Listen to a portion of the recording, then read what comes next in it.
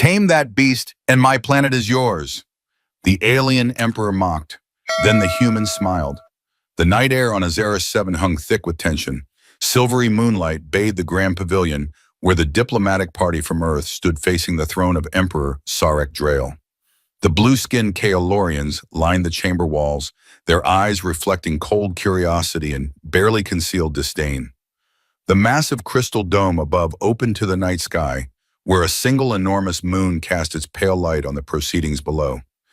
Tarkus Rain, a 24-year-old diplomatic envoy from Earth, stepped forward from the human delegation. His shoulders were squared beneath his simple leather armor, a stark contrast to the ornate attire of the Kaelorian court. The mission was supposed to be straightforward: establish the first peaceful alliance between humans and the Kaelorian Empire. Yet something in the Emperor's demeanor suggested this would be anything but simple. Emperor Sarek Drael reclined on his obsidian throne, his azure skin almost luminescent under the moonlight. His 7-foot frame was draped in robes of deep indigo, and a crown of metallic spines adorned his elongated head. When he smiled, it never reached his eyes.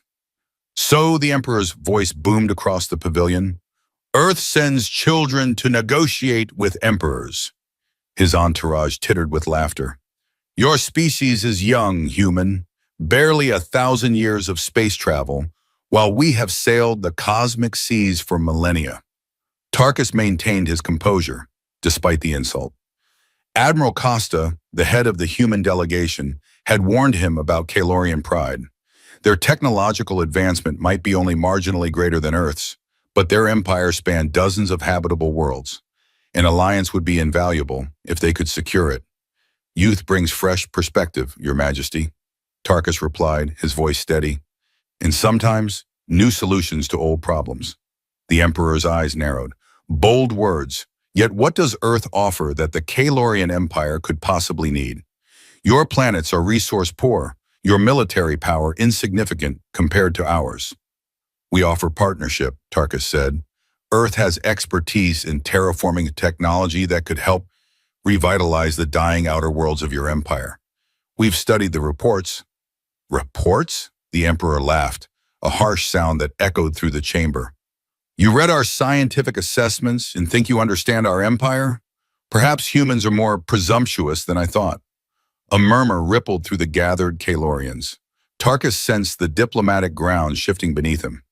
Behind him, Admiral Costa tensed, a silent warning not to escalate the situation. From the shadows near the throne, a Kaelorian noble with crimson markings on his blue skin stepped forward. "Your Majesty," he said, his voice dripping with disdain, "perhaps we should demonstrate to these humans the true measure of Kaelorian might. Their confidence seems misplaced." "A fair suggestion, Lord Kyrak," the Emperor replied, nodding to the noble.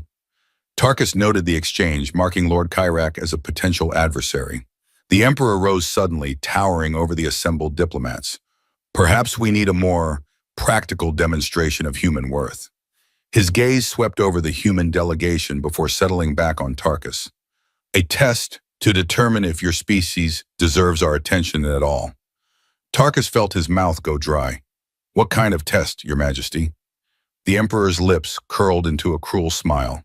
He raised a hand, and the crystal dome above began to retract further, revealing more of the night sky. "Look there," he said, pointing to a massive structure beyond the palace walls. "The proving grounds, where warriors earn glory and weaklings meet their end."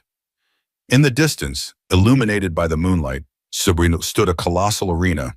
Even from this distance, Tarkus could make out the high walls and massive gates.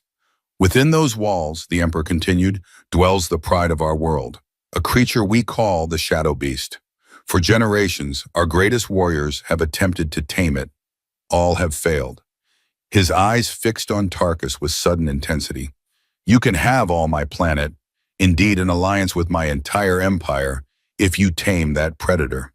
The Kaelorian court erupted in laughter. Several of them slapped their thighs in amusement, the sound echoing harshly through the chamber. Lord Kyrak's laughter was the loudest, his eyes gleaming with malicious anticipation. Admiral Costa stepped forward. "Your Majesty, with all due respect, we came for diplomatic negotiations, not blood sport." "Silence," the Emperor hissed. "This is my offer.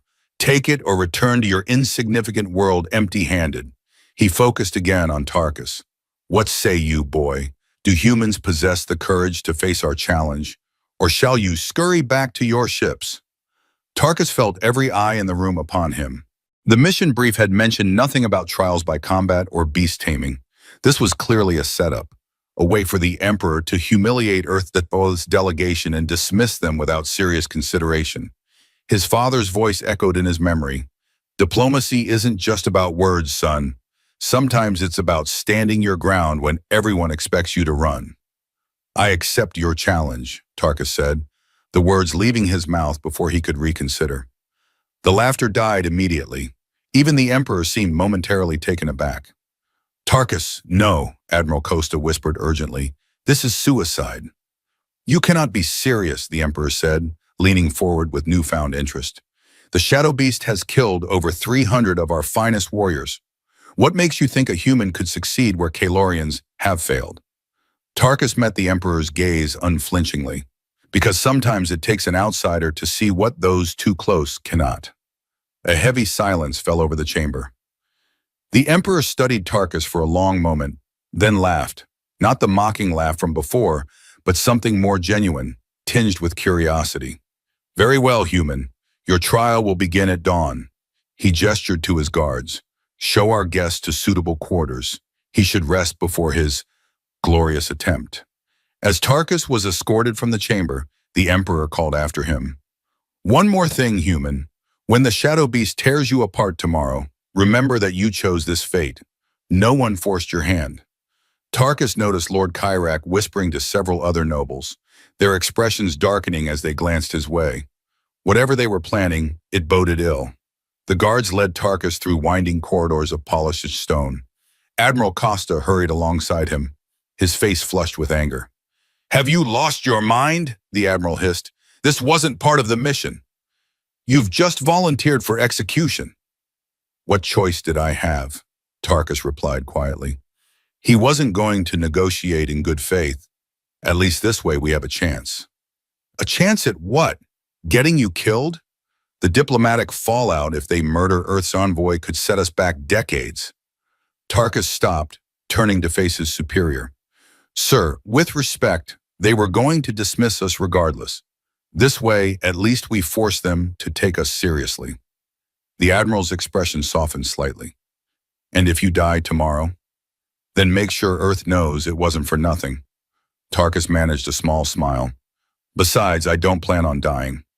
They reached a spacious chamber with a balcony overlooking the arena in the distance. The guards left them with a curt nod. As soon as they were alone, Admiral Costa activated his wrist communicator. I'm calling the ship. We're getting you out of here. Tarkus placed a hand on the Admiral's arm. No, if we flee now, Earth will never have credibility with the Kalorians or any other major power in this sector. You don't understand what you're facing, Costa insisted. During the briefing preparations, I saw classified reports about their Shadow Beast. It's not just an animal, it's something they engineered, then couldn't control. That's why they use it for these sick games. Tarkus walked to the balcony, gazing at the arena. Tell me everything you know. The Admiral joined him, his voice low. It's some kind of apex predator they found on one of their colony worlds, similar to a big cat in basic form, but with adaptations for flight. They modified it, enhanced its natural abilities. The thing is incredibly strong, fast, and according to the reports, unnervingly intelligent. They created the perfect predator, then couldn't break its will. So they use it to kill for sport, for judgment. Trial by combat is deeply embedded in their culture. The Shadow Beast is their ultimate test. Costa shook his head. No one survives this, Tarkus. Someone must have gotten close, Tarkus said. Otherwise, why keep trying? The Admiral sighed. There are stories. One warrior supposedly managed to wound it before being killed. Another lasted nearly an hour in the arena. They're legends now. Tarkus turned from the balcony. Then perhaps it's time for a new legend. He began removing his formal diplomatic attire, changing into the simpler clothes provided by their hosts. I need to prepare. Prepare how? They won't give you weapons. It's part of the test. You go in unarmed. Then I'll need to improvise. Tarkus sat cross-legged on the floor, closing his eyes. My father trained me for wilderness survival since I was a child.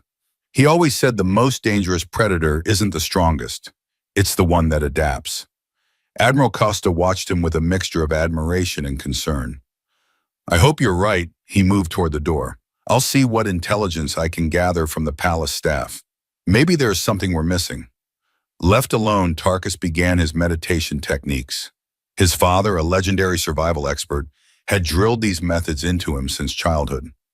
Clear the mind, control the fear, observe everything. Outside, the moon cast long shadows across Azeris 7. In a few hours, dawn would break, and Tarkus would face the shadow beast. Either he would tame the untamable, or he would die trying. The hours passed slowly. As Tarkus meditated, a soft knock at his chamber door broke his concentration. He opened his eyes, alert and wary.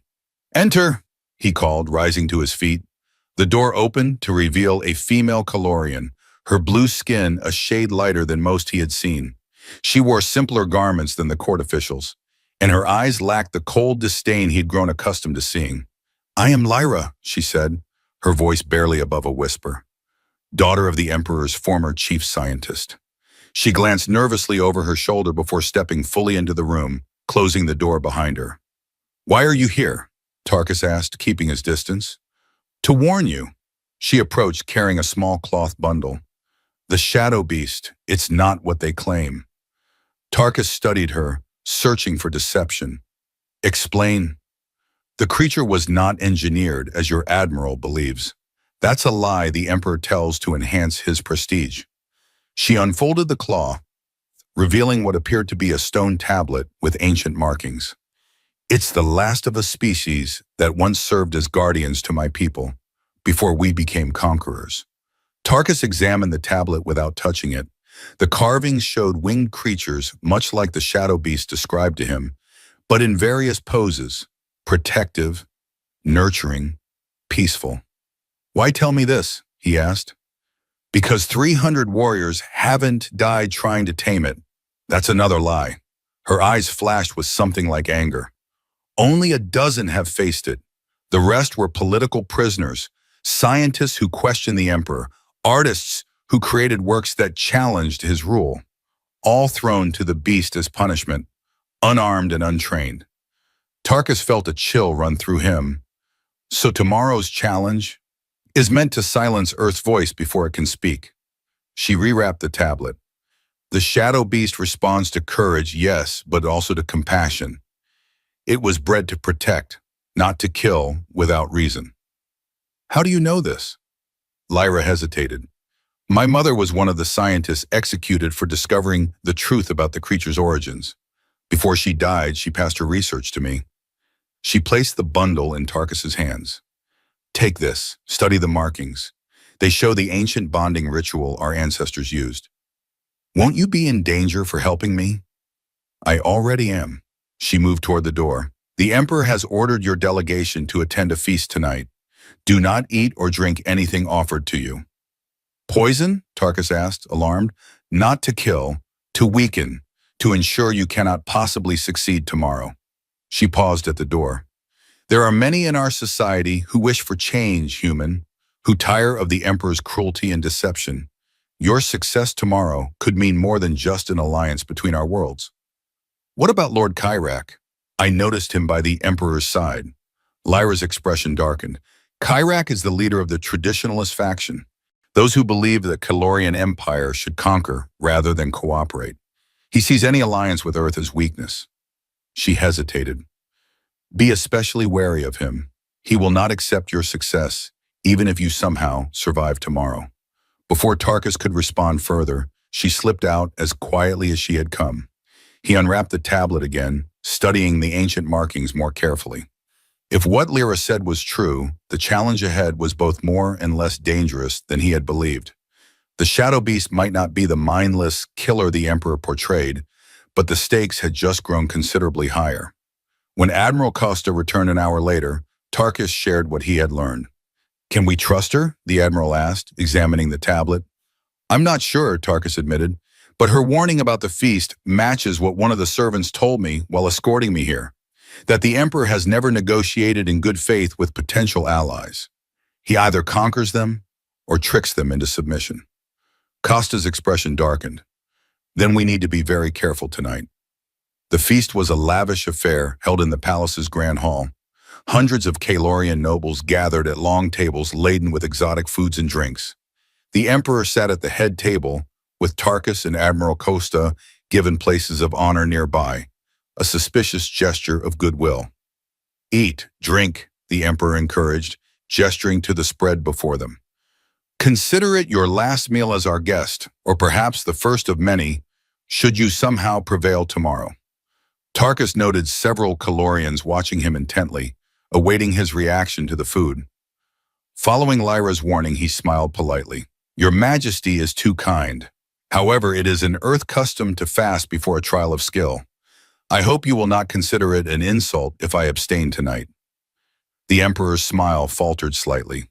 An unusual custom. What of your companion? Admiral Costa, already alerted, inclined his head respectfully. I shall observe the same tradition, to honor my colleague's courage. A flash of annoyance crossed the Emperor's face, quickly masked. As you wish, more for the rest of us. Lord Kyrak, seated near the Emperor, leaned forward. Perhaps the humans simply fear our cuisine, he suggested, loud enough for all to hear. Maybe their stomachs are as weak as their resolve. Several nobles laughed, but Tarkus noticed not all joined in. Some watched the exchange with thoughtful expressions, as if measuring him. Throughout the evening, Tarkus observed the court dynamics carefully. He noticed a faction of younger Kylorians who seemed less enthused by the Emperor's cruelty, and older nobles who appeared to be calculating potential shifts in power. The political landscape was more complex than their briefings had suggested. As the feast progressed, a tall Kalorian male approached their table. His military bearing was evident in his posture, and decorations on his uniform suggested high rank. I am General Mavic, he introduced himself, his voice low and measured. Commander of the Imperial forces. He studied Tarkus with undisguised curiosity.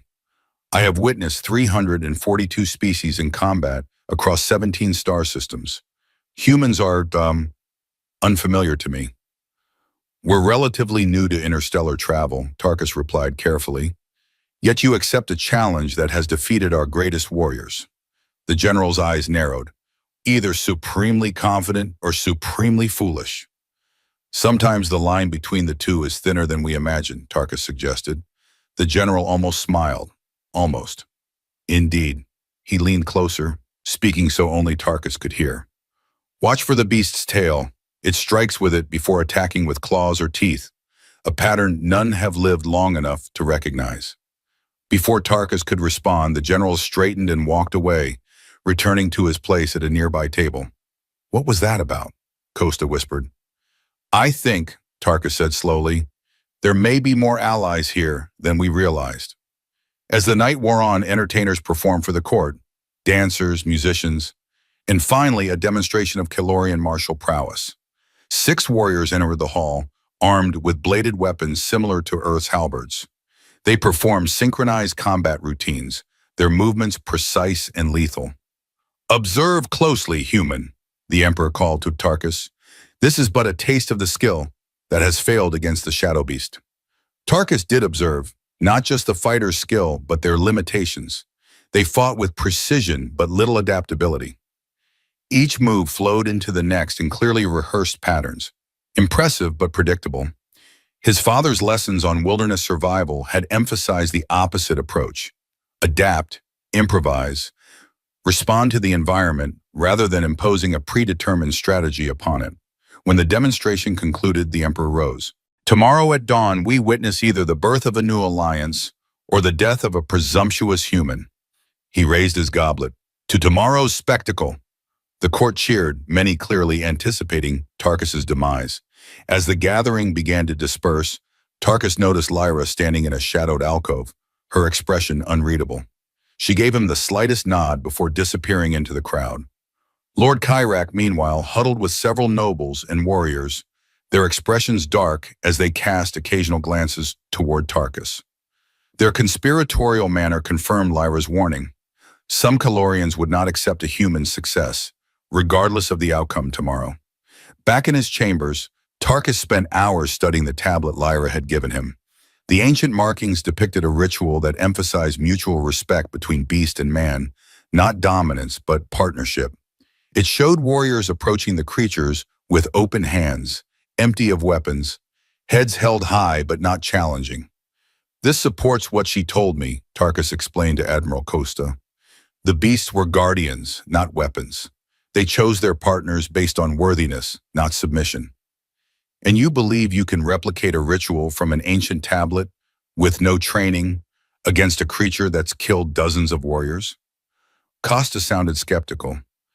I believe, Tarkus said carefully, that the Emperor has been lying about many things, including the true nature of the shadow beast. As night deepened, Tarkus continued his preparations. He tore strips from his diplomatic uniform, creating simple bindings he could use to protect his forearms. The small dagger Costa had smuggled to him, he kept hidden in his boot, a last resort, not a primary strategy. Get some rest, Costa urged. You'll need your strength tomorrow. But sleep proved elusive. As Tarkus lay awake staring at the alien ceiling, he found himself thinking not of the challenge ahead, but of the strange political currents flowing through the Calorian court. The Emperor's power, for all its apparent solidity, seemed to rest on foundations of fear and deception. And where such foundations existed, cracks inevitably formed. Dawn came too quickly. Tarkus was awakened by the sound of drums, deep, rhythmic pounding that seemed to vibrate through the palace walls. He had slept little, spending most of the night in meditation and preparation. Admiral Costa entered, his face grim. It's time. The whole city has turned out for this. Apparently, a human facing the shadow beast is unprecedented entertainment. Tarkus rose, stretching his muscles. Did you learn anything useful? Only rumors and superstition, Costa replied. The Calorians believe the beast contains the spirit of their ancient war god. They say it can smell fear. He handed Tarkus a small leather pouch. I managed to smuggle this in. It's not much, but it might help. Inside the pouch, Tarkus found a small dagger with a bone handle. It was barely longer than his palm, more utility tool than weapon, but it was better done than nothing. Thank you, Tarkus said, concealing the dagger in his boot. If I don't make it back... Save it, Costa interrupted. Just focus on surviving.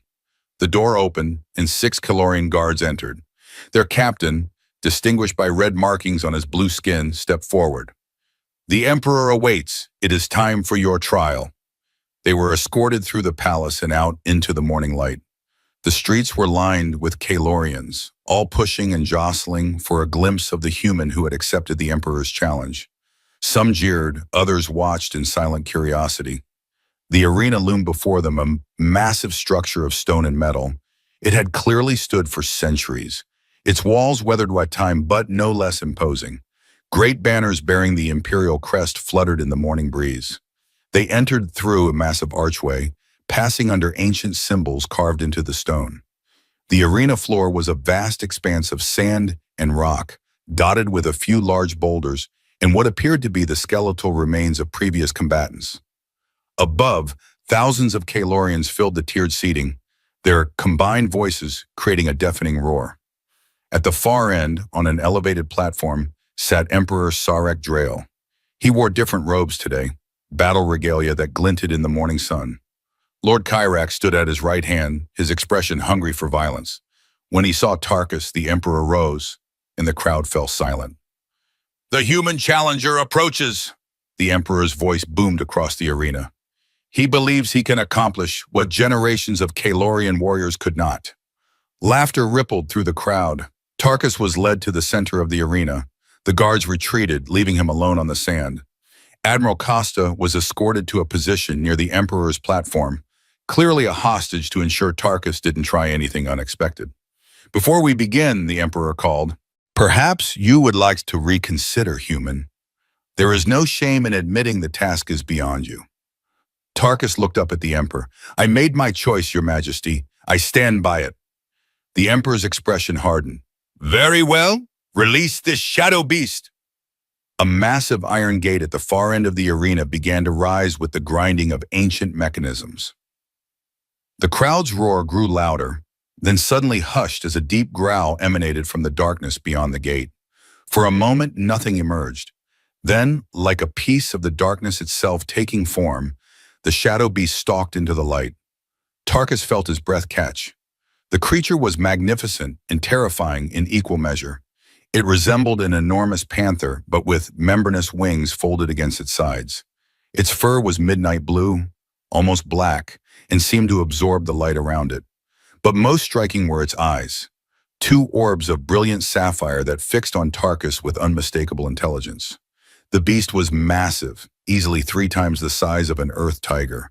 Powerful muscles rippled beneath its sleek coat as it prowled forward, nostrils flaring as it caught Tarkus's scent. The crowd had gone completely silent now. Even the Emperor leaned forward, watching intently. Tarkus remained motionless, controlling his breathing as his father had taught him. The beast circled, maintaining distance, studying him with those piercing blue eyes. It was clearly used to prey that ran or attacked immediately. Tarkus did neither. A beast always feels fear, his father had told him, but even more keenly, it feels strength. Tarkus met the creature's gaze, not challenging, but not submissive either, acknowledging its power while showing he wasn't afraid. An interesting strategy, the Emperor called down, but the shadow beast cannot be beguiled by stillness. It will attack when it tires of this game. As if on cue, the beast let out a bone-chilling roar and charged. Its speed was astonishing, crossing half the arena in seconds. Tarkus waited until the last possible moment, then dove to the side, rolling behind one of the large boulders. The beast skidded to a halt, whirling with unnatural agility to face him again. "You cannot hide from it!" someone in the crowd shouted. "The shadow beast sees all fear." Tarkus knew he couldn't outrun or outfight the creature. His only chance was to establish some kind of connection, to make it see him as something other than prey or enemy. He needed a distraction. Reaching into his tunic, he tore off a strip of the fabric. The beast watched, its head tilting slightly in curiosity. Tarkus tied the fabric around a small rock, then threw it across the arena. The shadow beast's head snapped toward the movement, but it didn't pursue. It was too intelligent for such a simple trick. Instead, it resumed its stalking approach toward Tarkus. "Your trinkets and distractions are useless," the Emperor called. "The beast hungers for your blood, not your games." Tarkus backed slowly toward the arena wall, mind racing. The beast matched his movement, step for step. He needed to show it something unexpected, something that would make it reassess what he was. Remembering General Mavik's warning, Tarkus watched the creature's tail. Sure enough, he noticed a subtle tensing, a slight shift in position just before it lashed out. He ducked the sweeping tail strike that would have knocked him unconscious, surprising both the beast and the spectators. The creature paused, seeming to reassess this prey that had anticipated its attack. Tarkus used the moment to recall the images from Lyra's tablet. Slowly, deliberately, he raised his hands, palms forward, exposing his vulnerability. Then, maintaining eye contact with the creature, he knelt and placed both palms flat on the ground. A confused murmur rippled through the crowd. The beast paused, clearly puzzled by this behavior. "You are not my enemy," Tarkus said clearly, his voice carrying in the sudden quiet. "And I am not yours." The shadow beast's ears flicked forward, catching his words. It growled, but the sound was different, questioning rather than threatening. "What is this?" the Emperor demanded. "Stand and fight, human, or run as your kind always does." Tarkus remained kneeling, hands on the ground. The beast approached cautiously, nostrils flaring as it took in his scent from closer range.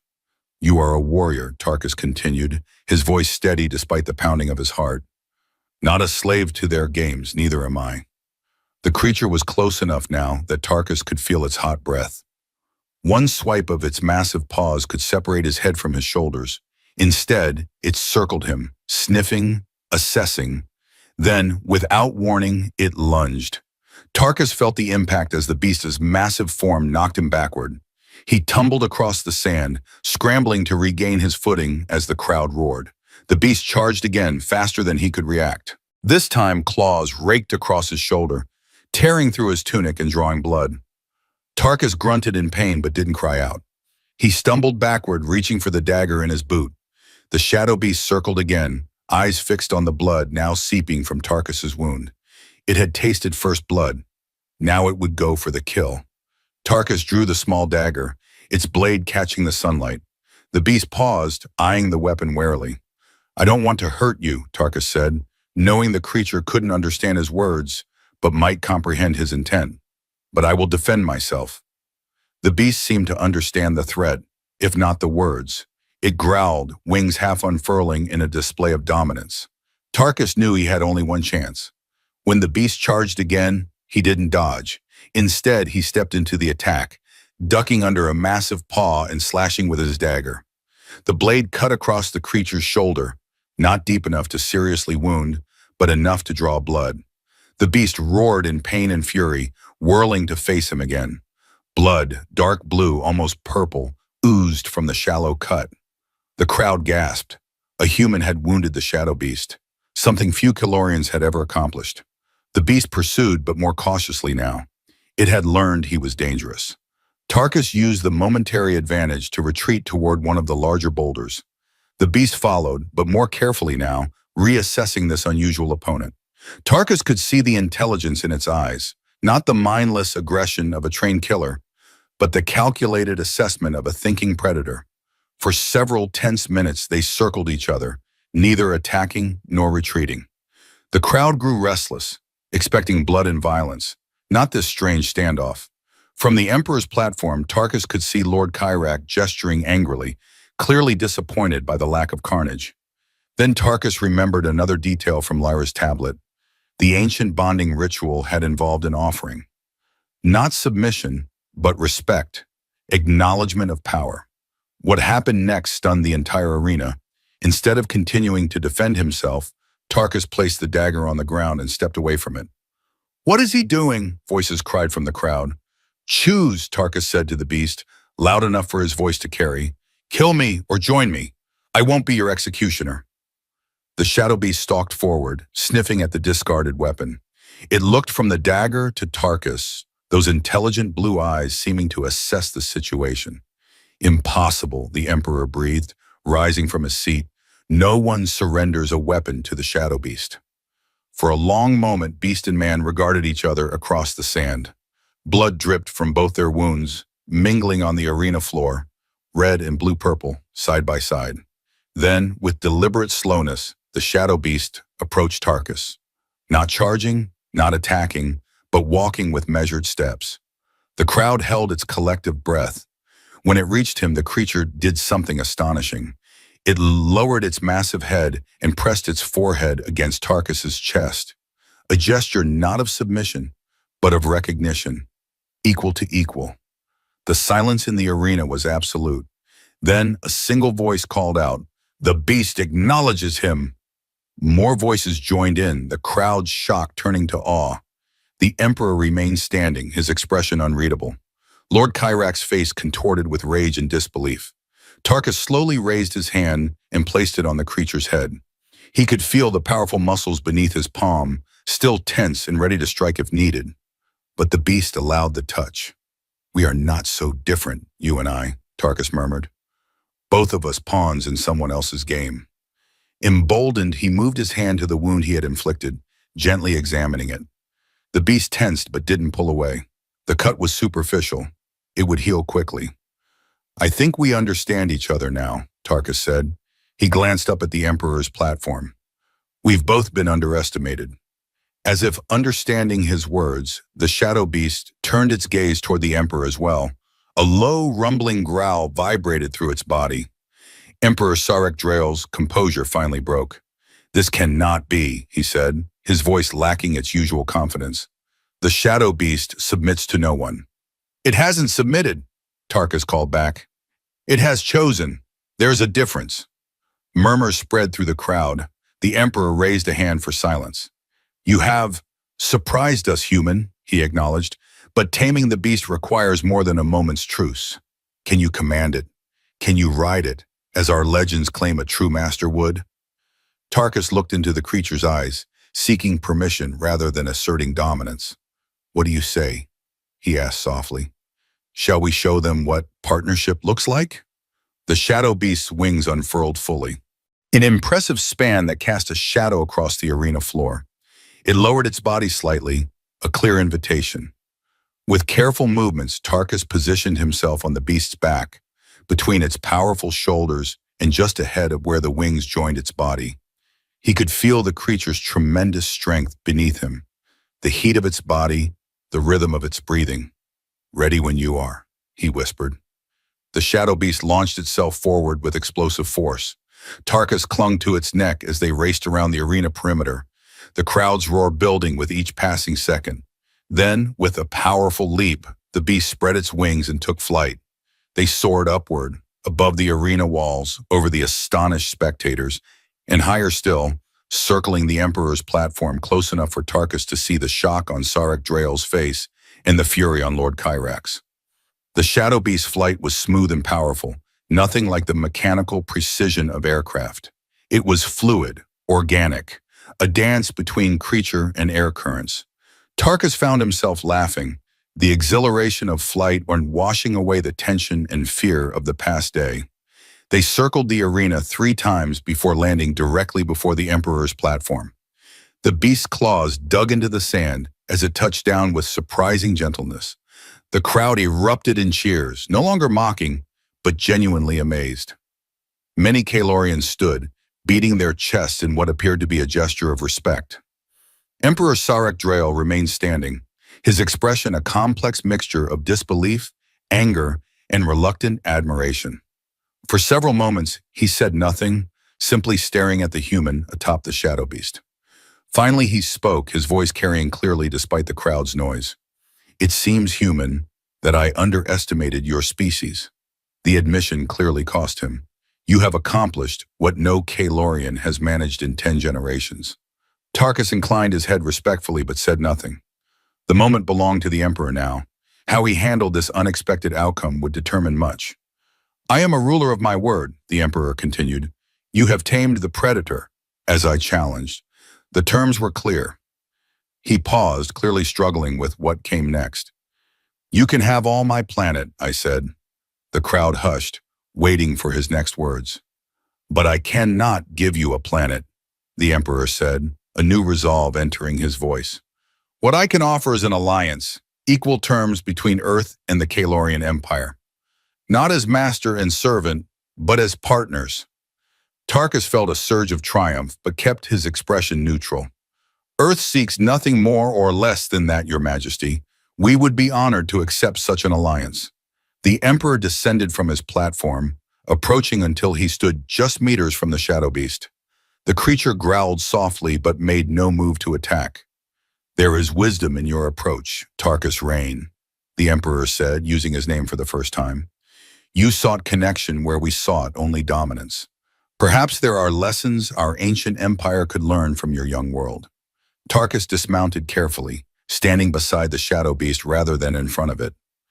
"The greatest strength often lies in adaptation, Your Majesty, something both our species have mastered in different ways." The Emperor nodded thoughtfully. "Come, we have much to discuss." He glanced at the Shadow Beast. "Your companion is welcome as well. It appears to have chosen its path." As they prepared to leave the arena, Admiral Costa approached, his expression a mixture of relief and amazement. "When I said create a new legend," he whispered to Tarkus, "I didn't expect quite this level of dramatics." Tarkus smiled. Sometimes diplomacy requires a touch of the unexpected. But as they reached the arena exit, Lord Kyrax stepped into their path, flanked by several armed warriors. His face was a mask of barely contained rage. "This cannot stand, Your Majesty," he declared. "The human clearly used some form of Earth trickery. No one tames the Shadow Beast through honest means." The Emperor's eyes narrowed. "You question my judgment, Lord Kyrax." "I question the validity of this test," Kyrax insisted. "For generations, our greatest warriors have failed where this alien succeeded in minutes. There must be deception." The Shadow Beast growled, sensing the hostility. Its wings half extended and its powerful muscles tensed, ready to spring. "Stand down, Kyrax," the Emperor commanded. "The challenge was fair. The humans succeeded where we failed." Because he cheated, Kyrak insisted. No human could tame the shadow beast without forbidden methods. He turned to the crowd that had followed them from the arena. Will you allow our sacred traditions to be mocked? Our greatest test undermined by an inferior species? Some in the crowd began to shout in agreement. The situation was deteriorating rapidly. Tarkus stepped forward. If you believe I cheated, Lord Kyrak, then face me yourself. Prove your superiority in direct combat. Kyrak sneered. You challenge me? After what trick you pulled with the beast? No tricks, Tarkus said calmly. Just skill against skill. Unless you fear a mere human? A dangerous hush fell over the gathering. To refuse such a challenge would mean disgrace for Kyrak. Very well, the noble snarled. Traditional weapons, to first blood. Two guards brought forward a rack of weapons, spears, bladed staffs, curved swords.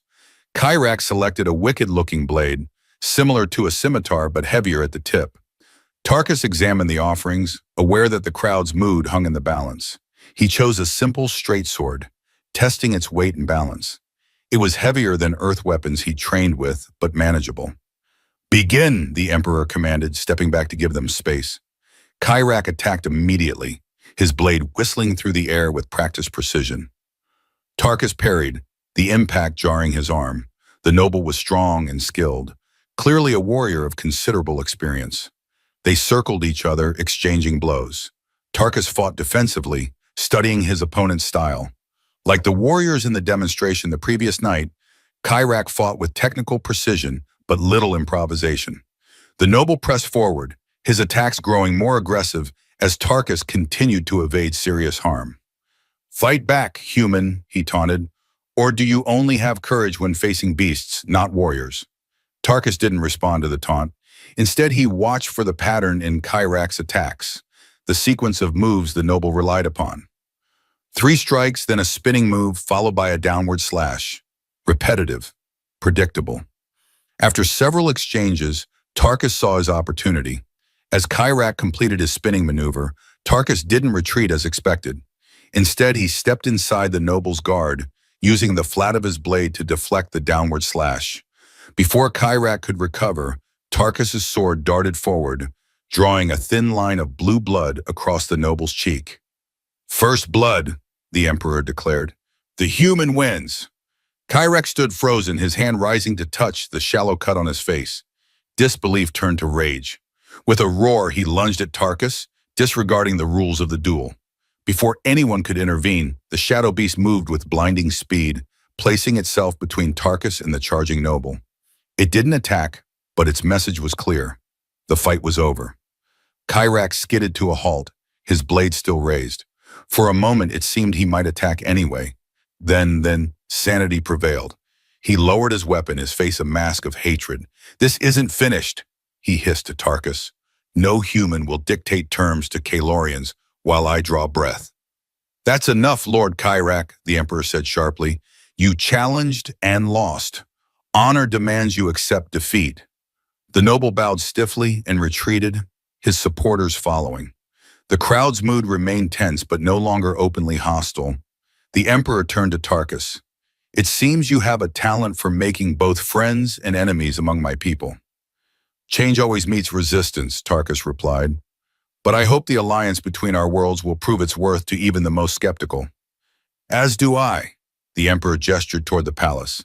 Now let us continue our discussions without further interruption. The Emperor led them to a grand council chamber where other Kalorian officials waited. Their expressions ranged from outrage to curiosity as the shadow beast padded into the room behind Tarkus. Today marks a new chapter in our history, Emperor Sarek Drael announced. The human, Tarkus Rain, has earned the right to negotiate on behalf of Earth. He has demonstrated qualities we respect: courage, ingenuity, and the wisdom to seek harmony rather than conflict. General Mavic stepped forward. Your Majesty, if I may speak? The Emperor nodded. I have observed the human in combat twice now, against the Shadow Beast and against Lord Kyrak. In both instances, he showed not just skill, but judgment. He wounded when he could have killed, sought connection when he could have sought dominance. The general looked at Tarkus with newfound respect. These are qualities worthy of alliance. Several other council members nodded in agreement. Others remained skeptical, but the tide was turning. "If I may, Your Majesty," Tarkus said, "perhaps some of your council members would feel more comfortable if we discuss the terms of our alliance before finalizing anything." The Emperor studied him for a moment, then nodded. "A reasonable suggestion. What terms do you propose, Tarkus Rain?" Tarkus had been considering this since the arena. "3 conditions," he said. "First, a formal alliance between Earth and the Kalorian Empire with mutual defense agreements and open trade routes." The Emperor nodded. "Acceptable." "Second, an end to the practice of using the Shadow Beast or any sentient creature for blood sport. Trial by combat may continue if that is your tradition, but between willing participants only." This caused murmurs among the council, but the Emperor raised a hand for silence. "The arena has been a part of our culture for millennia, but perhaps its purpose can evolve." He considered for a moment. "I will agree to this, with the condition that we establish new trials of honor that preserve our warrior traditions." "Fair enough," Tarkus agreed. "Third, I request access for Earth scholars to the archives of Azaris 7. We believe there is much our cultures could learn from each other." The Emperor's eyes narrowed slightly. "Our archives contain sensitive information about our empire's history and technology. We would accept reasonable restrictions," Tarkus clarified. "Our interest is primarily scientific and cultural exchange, not military intelligence." After a moment's consideration, the Emperor nodded. "Very well, but access will be supervised and certain sections will remain sealed." "Agreed," Tarkus said. "I would add a condition of my own," the Emperor said. "The Shadow Beast has chosen you, but it belongs to our world. You may visit Azaris 7 to maintain your bond with the creature, but it remains here." Tarkus glanced at the Shadow Beast, which was watching the proceedings with those intelligent eyes. "I would never separate it from its home," he said, "but I would ask that it be treated with respect, not as a weapon or entertainment, but as a being worthy of dignity." The Emperor studied him for a long moment, then inclined his head. "You continue to surprise me, human. Most would seek to claim such a powerful creature for themselves. Perhaps that's why it chose me instead of them," Tarkus suggested quietly. The Emperor smiled, a genuine expression this time. "Perhaps indeed." He turned to the assembled council. "Prepare the alliance documents. Today, the Kalorian Empire welcomes Earth as an equal partner among the stars." As the council dispersed to carry out the Emperor's orders, Admiral Costa approached Tarkus. "Congratulations, diplomat. You've accomplished in a day what we thought might take years." "We got lucky," Tarkus said. "Luck had nothing to do with it," the Admiral replied, glancing at the Shadow Beast. "You saw something no one else did. That respect accomplishes more than force." As the formal proceedings concluded, Lyra approached Tarkus, her eyes bright with barely contained emotion. "You did it," she said softly.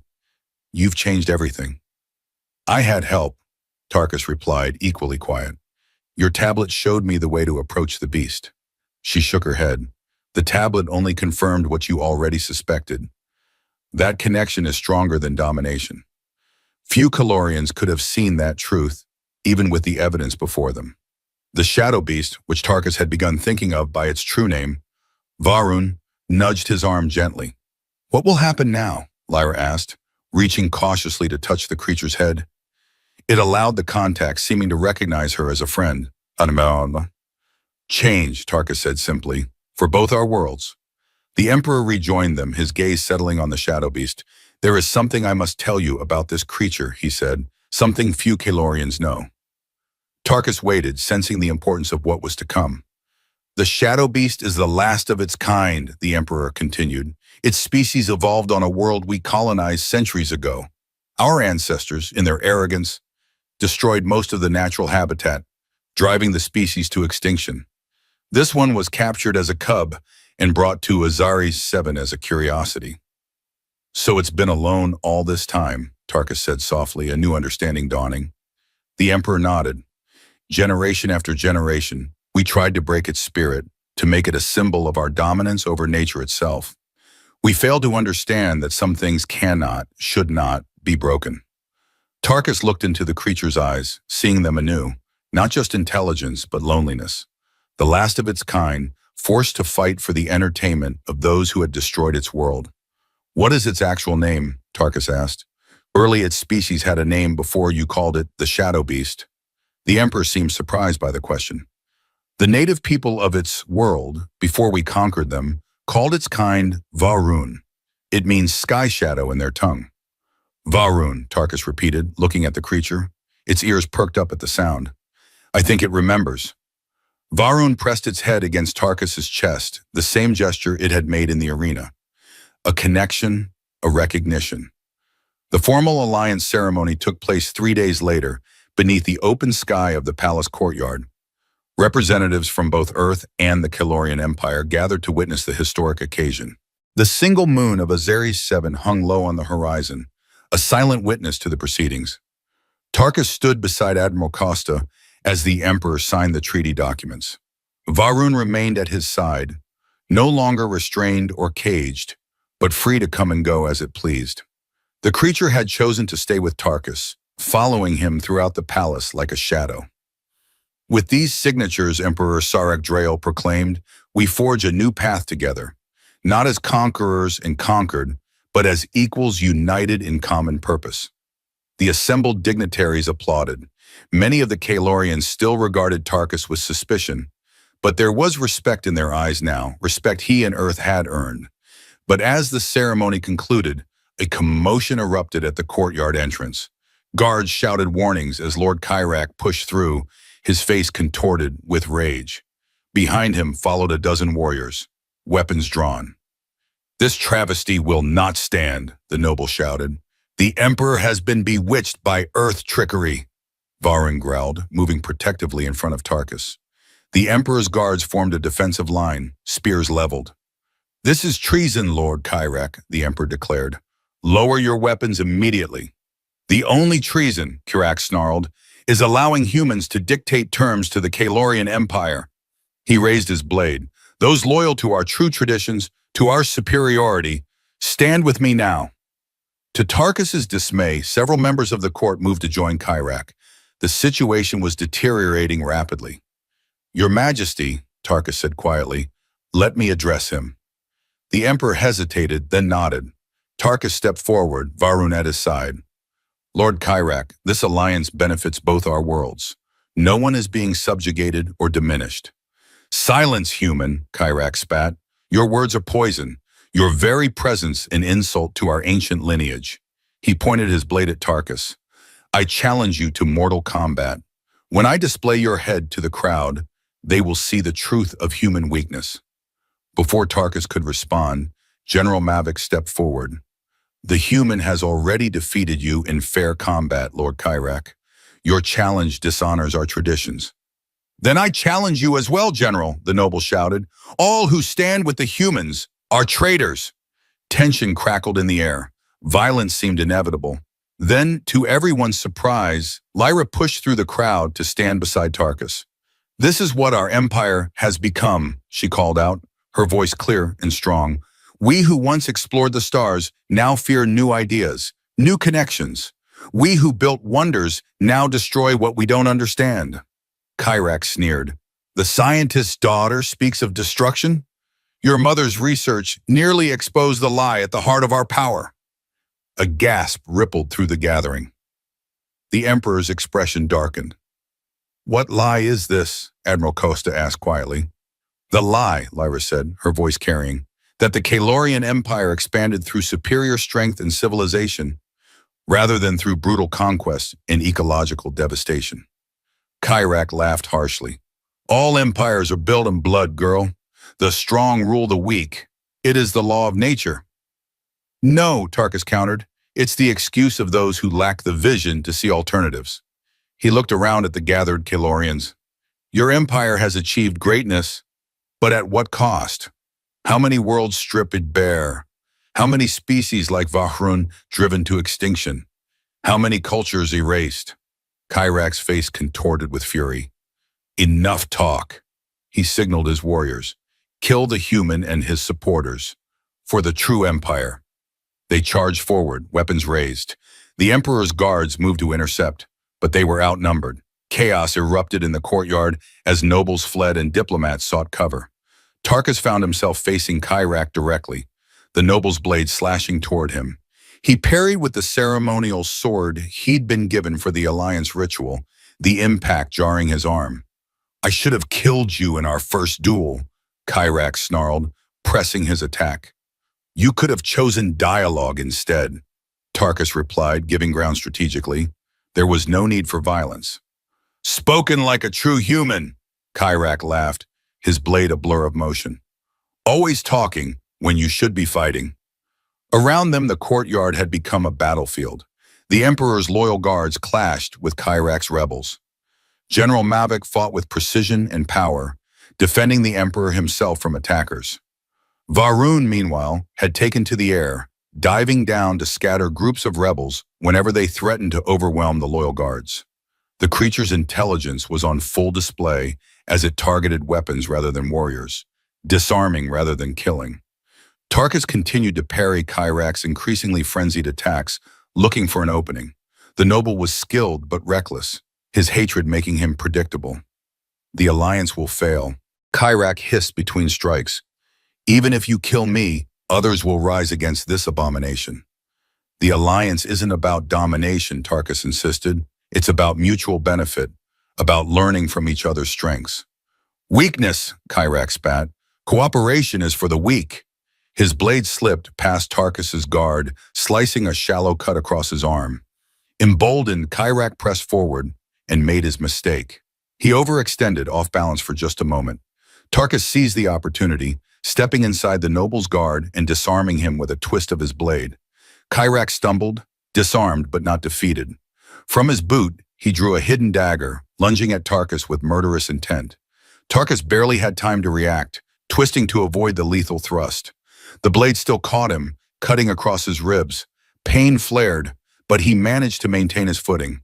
Before Kyrak could press his advantage, Varun landed between them, wings spread wide, a terrifying roar shaking the very stones of the courtyard. The noble froze, suddenly face to face with the legendary creature he had failed to respect. For a breathless moment, it seemed Varun would tear Kyrak apart. The beast's muscles bunched, ready to pounce. But Tarkus placed a hand on its flank. "No," he said simply. Varun glanced back at him, those intelligent eyes questioning. Then with deliberate control, it simply knocked Kyrak to the ground with a sweep of its massive head, not killing, but neutralizing the threat. With their leader fallen, the remaining rebels quickly surrendered. The Emperor approached, his expression somber but resolute. "You have saved not just this alliance today," he said to Tarkus, "but perhaps the soul of my empire as well." He turned to the assembled courtiers. "For too long, we have confused strength with cruelty, power with domination. Today marks a new beginning, not just in our relationship with Earth, but in how we view ourselves and our place among the stars." Kyrak and his supporters were led away in chains. The alliance ceremony resumed, this time with a deeper significance. When the documents were finally signed, the applause was genuine and heartfelt. As the gathering dispersed, Admiral Costa clapped Tarkus on the shoulder. "When Earth Command sent us on this mission, I don't think anyone expected quite this level of drama." Tarkus smiled tiredly. "Diplomacy is rarely straightforward, especially when it involves taming legendary beasts and foiling coup attempts," the Admiral agreed. "You've earned yourself quite a reputation, Tarkus Rain, Earth's first ambassador to the Kalorian Empire." Tarkus looked surprised. "Ambassador? I'm just a diplomatic envoy." "Not anymore," Costa grinned. "The Emperor specifically requested you be appointed as Earth's permanent representative. Hard to argue with results like these." Before Tarkus could respond, Lyra approached, her expression radiant. "The Emperor has agreed to establish a joint research initiative," she said excitedly. "Kalorian and Earth scientists working together to study endangered species throughout the Empire, beginning with comprehensive documentation of Varun's kind, using the archives and field expeditions." "That's wonderful news," Tarkus said sincerely. "And he's appointed me to lead the Kalorian research team," she added. "My mother's work will continue after all." Varun nudged Tarkus gently, drawing his attention. The creature's intelligent eyes seemed to convey understanding of all that had transpired. "What will you do now?" Lyra asked, reaching out to stroke Varun's sleek coat. "First, recover from today's excitement," Tarkus said with a smile. "Then begin the real work of building this alliance." He glanced at Varun, "And perhaps learn more about my new friend here." As night fell over Azaris 7, Tarkus stood on the palace balcony, watching the stars emerge. Varun rested nearby, its massive form a comforting presence in the darkness. Admiral Costa joined him, carrying 2 glasses of Kalorian wine. "To successful negotiations," he said, offering one to Tarkus. They drank together in companionable silence for a moment. "You know," Costa said eventually, "when the Emperor first issued his challenge, I thought we were finished. I couldn't imagine how anyone could tame that creature." He glanced at Varun. "But you didn't really tame it, did you?" Tarkus shook his head. "No, I just saw it for what it truly was, not what they wanted it to be." "And what was that?" "A survivor," Tarkus said simply. "The last of its kind, fighting not out of bloodlust, but because it had no choice. No one had ever given it one before." Varun lifted its head, those intelligent blue eyes fixed on Tarkus as if understanding his words. "Will you come back to visit?" Costa asked. "The creature seems attached to you." "Varun," Tarkus corrected gently. "Its name is Varun. And yes, I'll return. There's much more to learn here about their history, about Varun's species, about how our cultures can grow together." The Admiral nodded thoughtfully. "Earth Command will be pleased with the outcome, even if the methods were unconventional." Tarkus smiled. "Sometimes unconventional methods yield the best results." As night deepened, Varun rose and moved to the balcony edge. With a gentle nudge, it invited Tarkus to mount its back once more. "One last flight before you leave?" Tarkus asked. The creature's eyes seemed to sparkle with anticipation. Tarkus turned to Costa. "I'll be back before departure." The Admiral waved him off. "Go, make the most of your time here." Tarkus settled onto Varun's back, and with a powerful leap, they were airborne. The night air rushed past as they soared above the Kalorian capital, its light stretching out below like a field of stars. Unlike their previous flight in the arena, this time Varun took him far beyond the city limits, over dense forests with blue-leaf trees, across vast plains where herds of 6-legged creatures scattered at their shadow. They flew through narrow canyons, skimming over rushing rivers, and climbed to heights where the air grew thin and cold. It was as if Varun wanted to show Tarkus its world, all the beauty and wonder of Azaris 7 that lay beyond the palace walls and political machinations. A reminder that beneath the Empire's conflicts and power struggles lay a planet worth protecting, worth connecting with. As they banked to return to the palace, Tarkus caught sight of something unexpected. A small clearing in the forest where 3 young Vaharun-like creatures played, their wings not yet fully developed. He'd been told Vaharun was the last of its kind, yet here was evidence to the contrary. Varun descended toward the clearing, landing with gentle precision at its edge. The young creatures froze momentarily, then bounded forward, greeting the larger beast with chirps and gentle headbutts. They regarded Tarkus with curiosity rather than fear. "You're not the last," Tarkus whispered, awestruck. "Your species survives." Varun made a sound unlike any Tarkus had heard before, almost a purr but with musical undertones. The younger creatures responded in kind, creating a harmony that seemed to vibrate through the clearing. Tarkus understood then that Varun had shared a precious secret with him, one kept hidden from the Kalorians who would exploit these young creatures as they had exploited their guardian. A trust beyond words, beyond species. When they finally returned to the palace, Tarkus carried this knowledge with him, a reminder that the universe held more wonders than either humans or Kalorians had discovered, and that the alliance they had forged might help preserve such wonders rather than destroy them. Admiral Costa was waiting on the balcony. "Productive flight?" he asked, noting Tarkus's thoughtful expression. "Very," Tarkus replied simply. "I think I understand now why this alliance matters so much." The next morning, as the Earth delegation prepared to depart, the Emperor himself came to bid them farewell. Varun stood at Tarkus's side, a living symbol of the bridge between their worlds. "Remember your promise, Ambassador Rain," the Emperor said. "Return often. both to maintain your bond with the Shadow Beast and to strengthen the bonds between our peoples. I will, Tarkus assured him. He placed a hand on Vahroon's neck. Take care of each other until I return. The creature pressed its forehead against his chest one final time. Acknowledgement, farewell, promise.